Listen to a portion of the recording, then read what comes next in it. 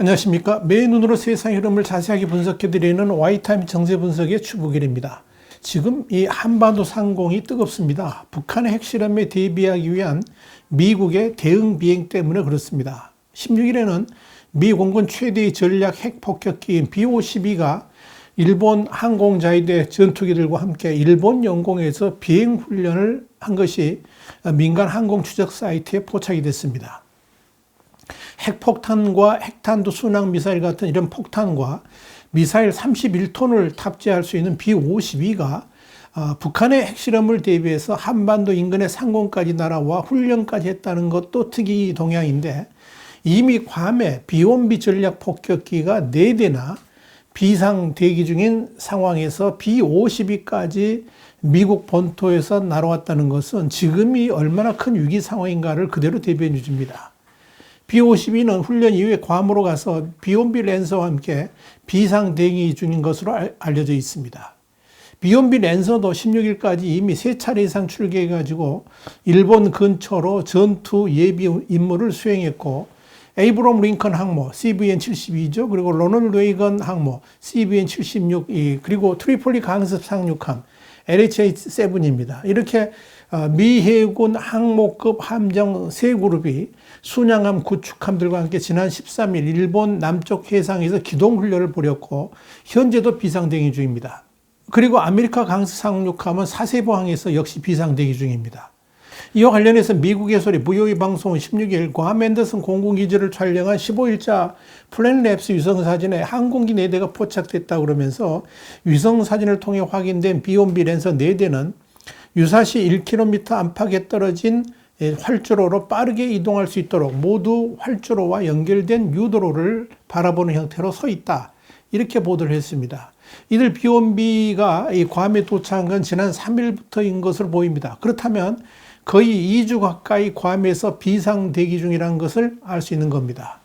죽음의 백조라는 닉네임의 B-1B 랜서 폭격기는 북한이 두려워하는 미 공군의 장거리 전략 폭격기입니다. 최대 속도는 마 1.2, 그러니까 시속 1470km로 유사시의 괌 기지에서 이륙해가지고 한반도까지는 2시간이면 도착해서 작전을 펼칠 수가 있습니다.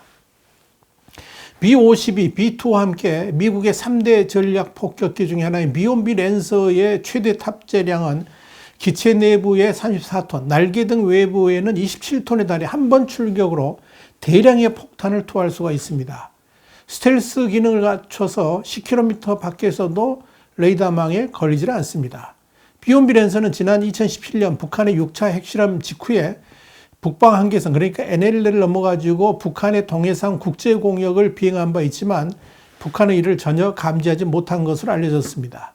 이와 함께 특수정찰기인 코브라볼 RC-135S도 16일 오후에 일본 영공에서 이 항공기 경로 추적 사이트 플라이트 레이더 24에 의해서 포착됐습니다. 이 코브라볼은 북한의 미사일 도발에 대비해서 지난 5월까지 오키나와 가데나 공군기지에 있다가 미 본토로 복귀를 했었는데 이날 다시 태평양을 건너온 것으로 보입니다.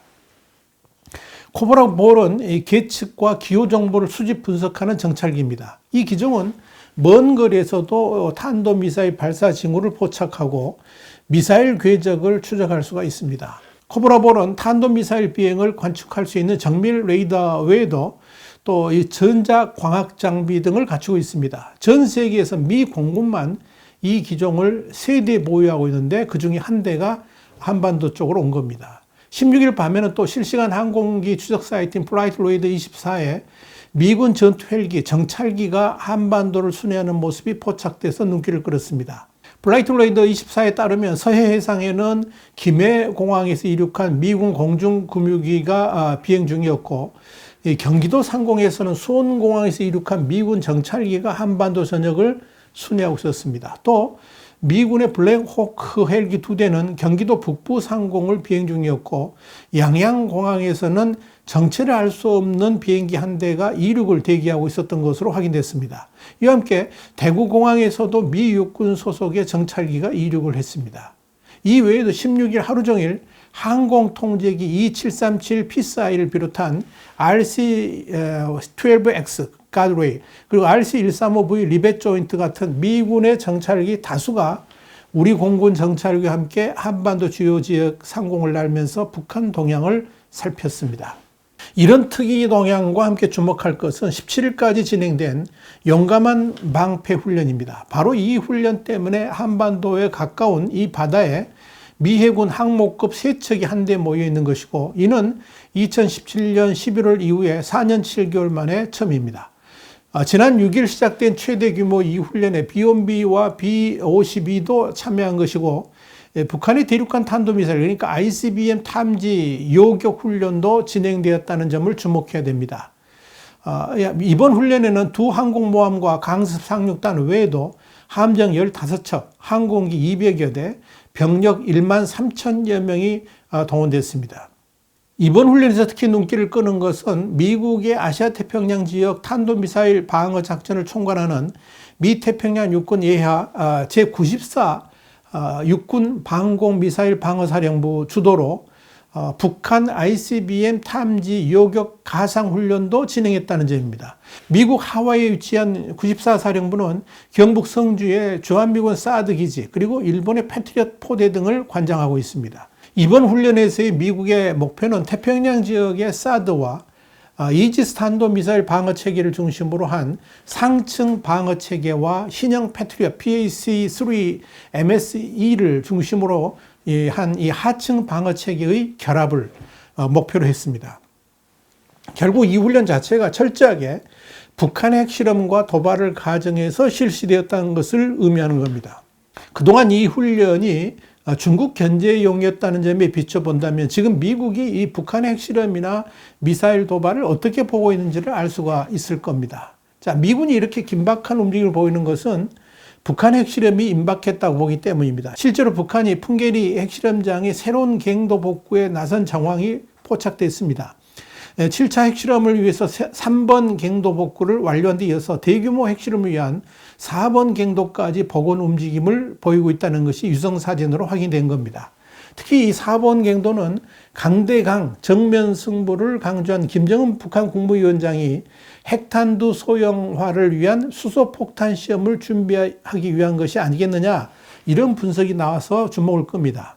미국의 싱크탱크인 전략국제문제연구소, 그러니까 CSIS 산하의 북한 전문 사이트인 분단을 넘어는 15일 이런 보고서를 공개했습니다. 뭐냐면 이 풍계리 4번 갱도에서 새로운 움직임이 포착됐다 그러면서 4번 갱도에서 포착된 새로운 활동은 앞으로 핵실험을 가능하도록 하기 위한 움직임에 나섰다는 점을 강하게 시사한다라고 분석을 한 겁니다. 이렇게 3번과 4번 갱도 모두를 북한이 복원한다는 것은 3번 갱도에서는 한국을 겨냥한 소형 전술핵 실험을 강행한 후에 4번 갱도에서는 미국을 겨냥한 수소폭탄 같은 고위력 핵무기 실험에 나설 수도 있다는 것을 뜻합니다. 다시 말씀드려서 전술핵 핵무기와 함께 수소폭탄을 실험해서 소형 핵탄두들이 여러 목표물들을 동시에 공격할 수 있는 다탄두 대륙간 탄도미사일을 완성하기 위한 연쇄 핵실험이 이어질 수 있다 하는 겁니다. 현재로서 가장 관심이 높은 것은 북한이 언제 핵실험을 단행할 것인가의 문제입니다. 미국을 방문 중이던 박진 외교부 장관이 현지 시간으로 10일 이와 관련해 가지고 이런 말을 했습니다. 핵실험 준비를 마친 상태다. 그러면서 지금 현재 관측된 바로는 김정은의 정치적 결단만 남았다, 이렇게 보고 있다는 겁니다. 이런 상황에서 미국이 압박을 강화하고 동시에 북한에게 엄청난 경고를 동시에 주는 것은 핵실험 자체를 막겠다 하는 강력한 의지 때문입니다. 한미 양국은 일단 북한이 6월 말을 넘어서면 7차 핵실험을 하기는 어려워질 것으로 이렇게 보고 있습니다.